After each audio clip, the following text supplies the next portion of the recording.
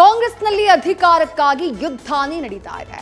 ಎರಡು ಕಡೆಯಿಂದ ಧಾರಾಳವಾಗಿ ಅಸ್ತ್ರ ಶಸ್ತ್ರಗಳು ದಾಳಗಳ ರೀತಿ ಉರುಳ್ತಾ ಇವೆ. ನಾನ್ ಸಿಎಂ ಅಂತ ಅವರು ಹೇಳ್ತಾ ಇದ್ರೆ ಇನ್ನೊಬ್ಬರಿಗೆ ಪ್ರಾರ್ಥನೆ ಮೇಲೆ ಫಲ ಪಡೆಯುವಂತಹ ವಿಶ್ವಾಸ, ಮತ್ತೊಬ್ಬರಿಗೆ ಕೆಪಿಸಿಸಿಯ ಪಟ್ಟದಾಸೆ. ಇವರ ಆಟಗಳ ಮಧ್ಯೆ ಶಾಸಕ ವಿಜಯಾನಂದ ಕಾಶಪ್ಪನವರ್ ಆಪರೇಷನ್ ಕಮಲದ ಬಾಂಬ್ ಹಾಕಿದ್ದು ರಾಜ್ಯ ರಾಜಕೀಯದಲ್ಲಿ ಸಂಚಲನ ಸೃಷ್ಟಿಯಾಗಿದೆ.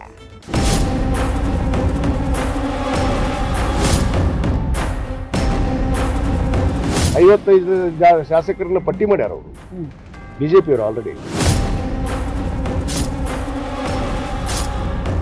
ಕುದುರೆ ವ್ಯಾಪಾರ, ಕತ್ತಿ ವ್ಯಾಪಾರ ಏನಿದ್ರು ಅವರ ಮಾಡ್ತಾ ಇದ್ದಾರೆ.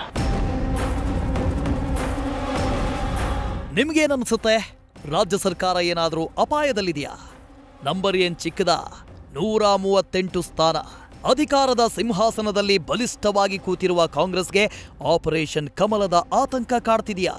ಅಷ್ಟಕ್ಕೂ ಹಸ್ತವನ್ನ ಆಪೋಷಣ ತೆಗೆದುಕೊಳ್ಳಲು ಕಮಲ ಕಾಯ್ತಿದೆಯಾ? ಅದಕ್ಕೇನ ಆ ದಾಳಿಗಳು? ಅದೇ ಕಾರಣಕ್ಕೆ ನಡೆದಿದ್ದ? ಇವೆಲ್ಲ ಉತ್ತರವಿಲ್ಲದ ಪ್ರಶ್ನೆಗಳನ್ನ ಕೆದಕಿದ್ದು ಹುನಗುಂದ ಶಾಸಕ ವಿಜಯಾನಂದ ಕಾಶಪ್ಪನವರ್.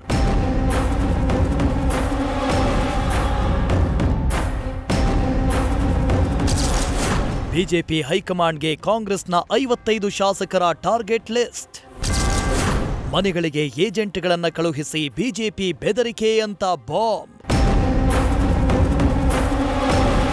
ತೆರೆಮರೆಯಲ್ಲಿ ಏನೋ ಸದ್ದಾಗ್ತಾ ಇದೆಯಂತೆ. ಕಿವಿಗೊಟ್ಟು ಕೇಳಿದ್ರೆ ಆಪರೇಷನ್ ಅನ್ನೋ ಸದ್ದು ಕೇಳಿಸ್ತಿದೆಯಂತೆ. ನಮಗೇನು ಹಾಗನ್ನಿಸ್ತಾ ಇಲ್ಲ. ಬಾಗಲಕೋಟೆ ಜಿಲ್ಲೆಯ ವಿಜಯಾನಂದ ಕಾಶಪ್ಪನವರ್ ನಿನ್ನೆ ಕನವರಿಸಿದ ಈ ಮಾತು ಆಪರೇಷನ್ ಕಮಲದ ಸುಳಿವೊಂದನ್ನ ರಿವೀಲ್ ಮಾಡಿದ್ದಾರೆ.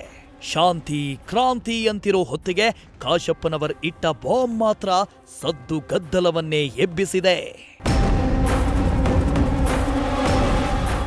ರಾಜ್ಯದಲ್ಲಿ ಪವರ್ ಶೇರಿಂಗ್ ಫೈಟ್ ನಡೀತಾ ಇರೋದು ಗುಟ್ಟಾಗೇನೂ ಇಲ್ಲ. ಇಡಿ ಮೂಲಕ ಹಸ್ತದ ಕೋಟೆಗೆ ಗುರಿಯಿಟ್ಟು ಕೂತ ಕಮಲ ಪಡೆ ಆಪರೇಷನ್ ದಾಂಗುಡಿ ಎಬ್ಬಿಸಲು ಪ್ಲಾನ್ ಹೆಣೆದಿದೆಯಂತೆ. ಬಿಜೆಪಿ ಹೈಕಮಾಂಡ್ಗೆ ಕಾಂಗ್ರೆಸ್ನ 55 ಶಾಸಕರ ಟಾರ್ಗೆಟ್ ಲಿಸ್ಟ್ ಸಿಕ್ಕಿದೆ. ಮನೆಗಳಿಗೆ ಏಜೆಂಟ್ರನ್ನ ಕಳುಹಿಸಿ ಒಲ್ಲೆ ಎಂದವರನ್ನ ಸಿಬಿಐ ಇಡಿ ದಾಳಿಗಳ ಮೂಲಕ ಹೆದರಿಸೋ ಯತ್ನ ನಡೀತಾ ಇದೆ ಅಂತ ಗಂಭೀರ ಆರೋಪ ಹೊರಿಸಿದ್ದಾರೆ. ನಮ್ಮ ಶಾಸಕರಿಗೆ ಎದುರಿಸೋದು, ನೀವು ಬಿಜೆಪಿಗೆ ಬರಲಿಲ್ಲ ಅಂದ್ರ ನಾವು ನಿಮ್ಮನ್ನ ಇಡಿ ದಾಳಿ ಮಾಡ್ತೀವಿ, ಸಿಬಿಐ ದಾಳಿ ಮಾಡ್ತೀವಿ. ಇದು ಎಲ್ಲ ಶಾಸಕರಿಗೂ ಭಯ ಇದೆ. ನಾನು ಹಿಡ್ಕೊಂಡೇ ಇದೆ. ಆಗ ನನಗೆ ಏನ್ ಬೇಕಾದ್ರೆ ಕಿತ್ಕೊಳ್ಳೋರು, ಐಡಿಯಾರ ಮಾಡ್ಲಿ IBR ಮಾಡ್ಲಿ, ನಾನು ಅದಕ್ಕೆ ಸಜ್ಜದೆ. ಆಗ್ತಾವ ಮಾಡೇ ಮಾಡ್ತಾರ ಅವರು. ಈ ಎಲ್ಲರಿಗೂ ಹೆದರಿಕೆ. 55 ಶಾಸಕರನ್ನ ಪಟ್ಟಿ ಮಾಡ್ಯಾರ ಅವರು ಬಿಜೆಪಿಯವರು ಆಲ್ರೆಡಿ. 55 ಜನ ಶಾಸಕರು ಪಟ್ಟಿ ಮಾಡಿದ್ದಾರೆ. ಅವ್ರಿಗೆ ಸಿಬಿಐ ಹೆದರಿಕೆ ಹಾಕೋದು. ಅವ್ರ ಮನೆಗೂ ಕಳಿಸ್ಯಾರ ಈಗಾಗಲೇ ಏಜೆಂಟ್ಗಳನ್ನ, ಬಿಜೆಪಿ ಏಜೆಂಟ್ರನ್ನ ಕಳಿಸಿ ಅವ್ರಿಗೆ ಹೆದರಿಕೆ ಹಾಕ್ಯಾರ.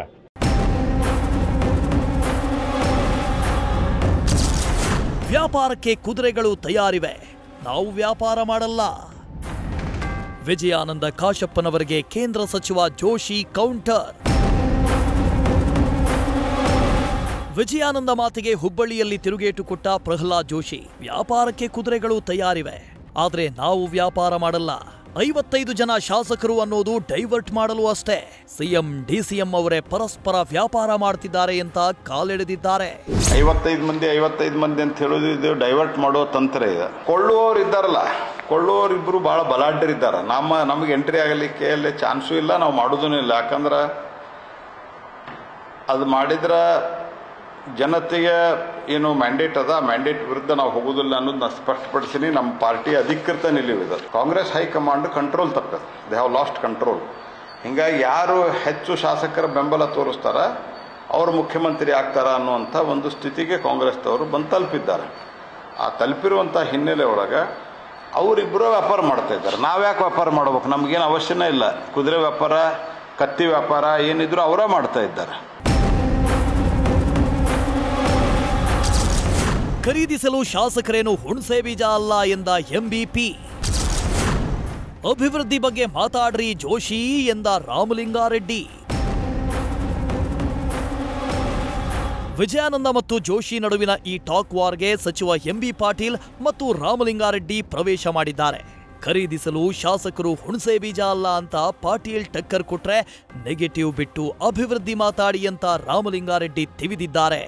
140 ಜನ ಶಾಸಕರನ್ನ 2/3 ಎಷ್ಟ್ರಿ 85 ಹೌದಲ್ಲ 85 ಜನ ಶಾಸಕ ಸಿಗ್ತಾರೆ. ಶಾಸಕರೇನು ನಮ್ಮ ಕಡೆ ಅಂತಾರಲ್ಲ ಹುಣಸೆ ಬೀಜ ಹುಣಸಿಕಪ್ಪ ಅಂತ ಏನಂತೀವಿ ನಾವು, ನಮ್ಮಲ್ಲಿ ಭಾಷೆದಾಗ ಹುಣಸಿಕಪ್ಪ ಅಂತೀವಿ. ಅದು ಹುಣಸಿಕಪ್ಪ ತಿಳ್ಕೊಂಡಿದ್ದಾರೆ.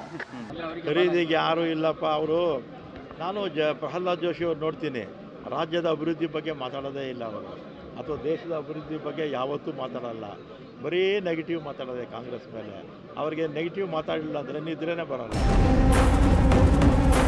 ಕಾಂಗ್ರೆಸ್ ಶಾಸಕರ ಸಂಖ್ಯೆ 140ರ ಗಡಿಯಲ್ಲಿ ತೇಲ್ತಿದೆ. ಸರ್ಕಾರ ಪತನಕ್ಕೆ 85 ಶಾಸಕರು ಸಿಗಬೇಕು. ಅದೆಲ್ಲ ಆಗೋದಲ್ಲ, ಹೋಗೋದಲ್ಲ.